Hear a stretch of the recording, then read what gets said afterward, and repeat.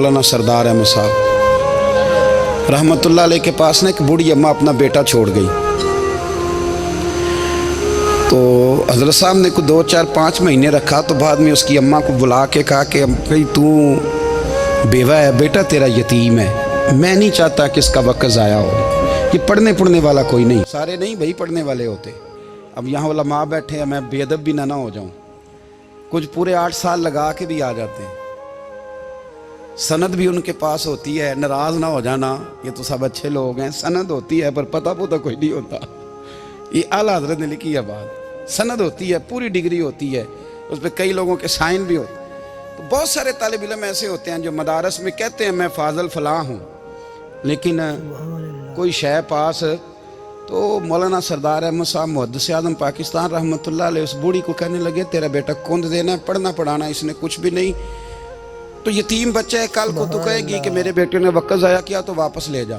बूढ़ी अम्मा रोने लग गई, कहने लगी मैं पढ़ाने तो नहीं लाई थी, मैं तो आपको रब का वली समझती हूँ, मैं तो नौकरी कराने लाई थी। नौकरी हज़रत अनस बिन मालिक कहते हैं मेरी अम्मा भी हुजूर की बारगाह में दे गई थी। हुजूर की बारगाह में ये नहीं कहा था कि या रसूलल्लाह पढ़ा दें, हाँ मैं जिम्मेदारी से बात कर रहा हूँ। ये नहीं कहा था हुजूर मुजाहिद बना दें, ये थोड़ी कहा था कि या रसूलल्लाह सल्लल्लाहु तआला अलैहि वसल्लम से मुफस्सिर, मुहद्दिस, मुहक्किक, मुफ्ती बना दें। हज़रत अनस की अम्मा कह गई थी सोनिया जब तक ये रहेगा ना आपकी नौकरी करेगा, ये घर के काम काज करेगा, ड्यूटी करेगा, हुजूर ये आपकी नौकरी करेगा। तो मेरे महबूब ने फिर दुआ कर दी, अल्लाह इसे बरकत अता फरमा। तुम समझता है खिदमत वाला खाली रह जाता है? जितना जायका खिदमत वाले को मिलता है, जो उसके नसीब में आता है, वो किसी का नसीब कहाँ भाई।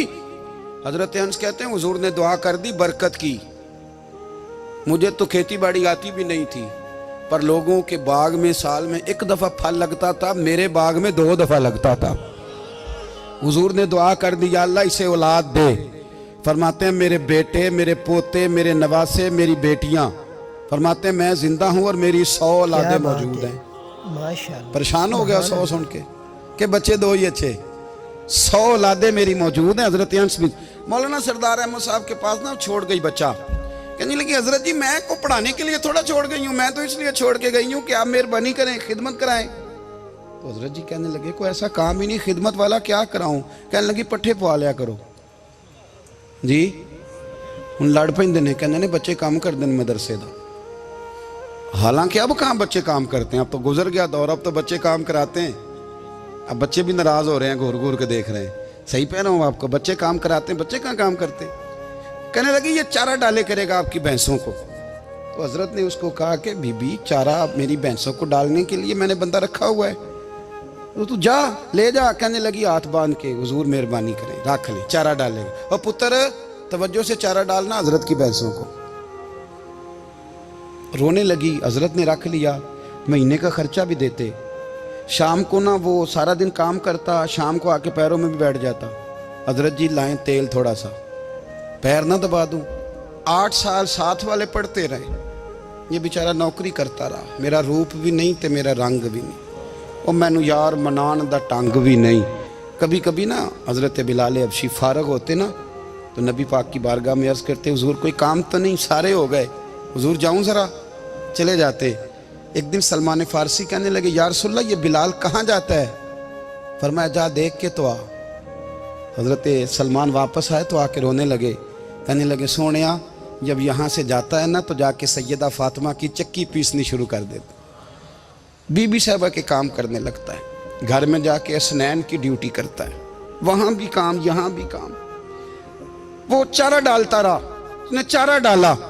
हजरत मुहद्दिस आज़म की भैंसों को दस्तारे फजीलत का वक्त आ गया, सारे पगड़ियाँ सजा के आ गए, आज दस्तार होगी। ये ना पीछे होके बैठ गया, चूँकि पढ़ा ही नहीं था तो दस्तार का है कि दस्तार तो उसकी जो पढ़ेगा, हमने तो पढ़ा ही नहीं, हमने तो यार पढ़ा, घर पढ़ा, ड्यूटी करी। हज़रत मुहद्दिस आज़म रहमतुल्लाह अलैह के यहाँ जब ऐलान होने लगा ना कि अब दस्तार होगी, तो हज़रत ने पहला ऐलान उसका फरमाया।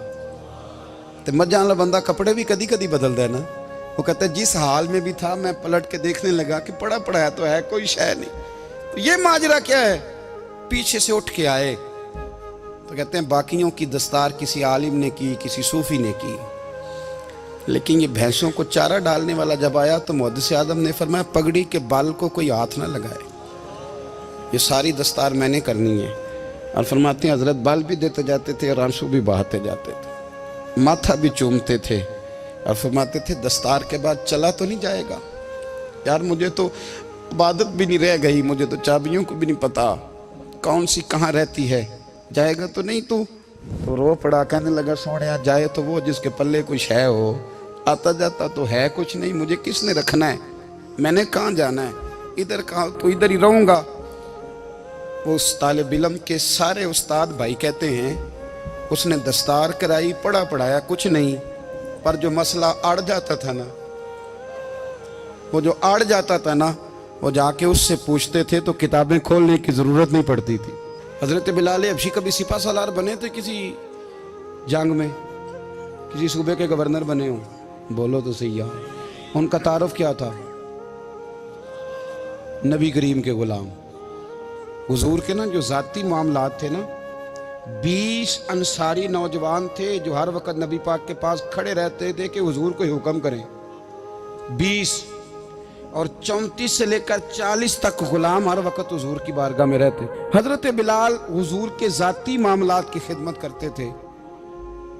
کوئی ایسی وہ جو تبلیغ کی یا دعوت کی یا جنگ کی یا جہاد کی کوئی ڈیوٹی نہیں وہ کرتے تھے, ذاتی خدمت سرکار کی. حضرت عمر فاروق وہ شخص ہیں کہ جنہوں نے کبھی کسی بندے کو خاطر میں نہیں لائے ہوئے, لیکن جب حضرت بلال آتے تھے نا تو جناب عمر اٹھ کے کھڑے ہوتے تھے, کرسی چھوڑتے تھے اور پھر ایک نعرہ لگاتے تھے, کہتے تھے یا بلال انت سیدنا, بلال تو ہمارا سردار ہے یار, تو ہمارا. یعنی عشق کا ذوق پورا کرنا انہیں بھی آتا تھا. اس لیے میرا مشورہ ہے, میری رائے ہے, اور جو میرا حکم ماننے والے ہیں ان کے لیے میرا حکم ہے کہ ذوق نہ کبھی بھی خراب کرنا, کبھی بھی نہ ذوق نہ خراب کرنا, اپنا لطف. میں نے کئی دفعہ, میں پہلی دفعہ مدینہ شریف حاضر ہوا تو ایک بابا جی میرے آگے آگے تھے تو ان کو نا دھکے مار رہا تھا. وہ سامنے کھڑے ہوتے ہیں نا, اللہ خیر فرمائے, اپنی اپنی ڈیوٹی ہے نا, ان کی بھی ایک ڈیوٹی ہے نا جی. تو وہ دھکے مار رہا تھا تو بابا اسے کہہ رہا تھا تیری خیر ہوئے پہرے دارا, روزے دی جالی چوم لین دے.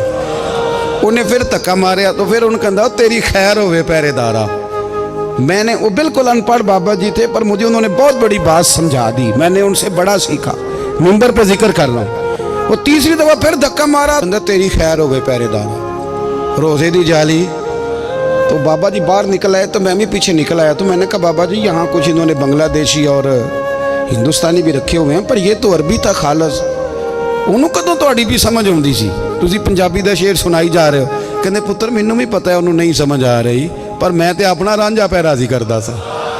مینوں پتہ ہے انہوں کہا او یار اسی رانجھا بھی تے راضی کرنا ہے کہ نہیں, کہ ساری زندگی کیلو کال کے جھگڑے میں پڑے رہنا. اے عشق تیرے صدقے جلنے سے چھٹے سستے, جو آگ بجھا دے گی وہ. اور ایک جگہ پہ اعلیٰ حضرت کہتے ہیں جان دے دی وعدہ دیدار پر, ہم نے جان دے دی. ہاں خالی اس نے وعدہ کیا تھا کہ آؤں گا, آیا نہیں تھا, پر جان ہم نے پہلے دے دی. تو اس لیے نا ذوق, شوق, پیار, وارفتگی, محبت اساتذہ کے لیے, بزرگوں کے لیے, علماء کے لیے, مشائخ کے لیے, بڑوں کے لیے, نہ ذوق نہ کبھی خراب ہونے پائے. اللہ آپ کو سلامت رکھے. اور کچھ دعائیں میں نے دے دی ہیں, کچھ اللہ جانتا ہے میرے دل میں ہیں, وہ میں دیتا رہتا ہوں. اللہ آپ کو ہمیشہ شاد و آباد فرمائے.